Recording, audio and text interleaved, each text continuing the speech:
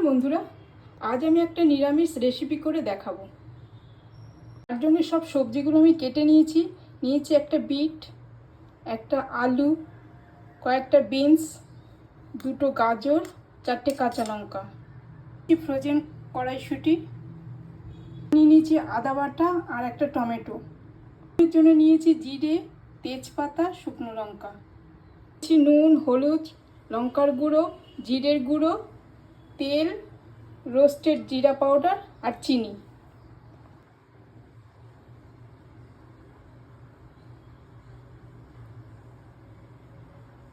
প্রথমে আমি কড়াই বসিয়ে গ্যাস জ্বালিয়ে দিচ্ছি, দেবো তেল। গরম হয়ে গেছে, আমি মশলাটা ফোড়ন দিয়ে দেবো। মশলাটা একটু ভাজা করে নিলাম, আলু আর গাজরগুলো দিয়ে দেবো, নাড়াচাড়া করে নেবো। ও বিনসগুলো দিয়ে দেবো, বিটগুলো ভালো করে একটু ভাজা করে নেবো। তবে নুন, হলুদ,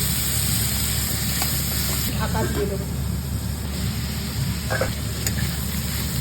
দিয়ে দেবো আদা বাটাটা, ভালো করে নেড়ে চেড়ে নেবো। দেবো জিরের গুঁড়ো, একটু লঙ্কার গুঁড়ো, ভালো করে নাড়িয়ে চালিয়ে নেবো। দিয়ে দেবো কুচনো টমেটোটা। এবার দিয়ে দেবো মটরশুঁটিগুলো,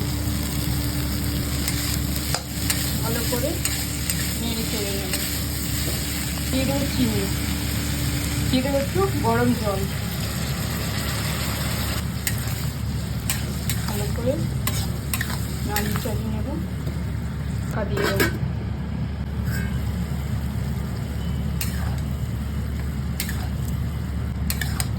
ভালো করে নাড়িয়ে চালিয়ে নিচ্ছি। বিটগুলো আমার সেদ্ধ হয়ে গেছে, এবার নাড়িয়ে দেবো। আগে রোস্টেড জিরা পাউডার দিয়ে দেবো, তারপরে মিশিয়ে নেবো মশলাটা। তরকারিটা হয়ে গেছে, আমি নামিয়ে নেব।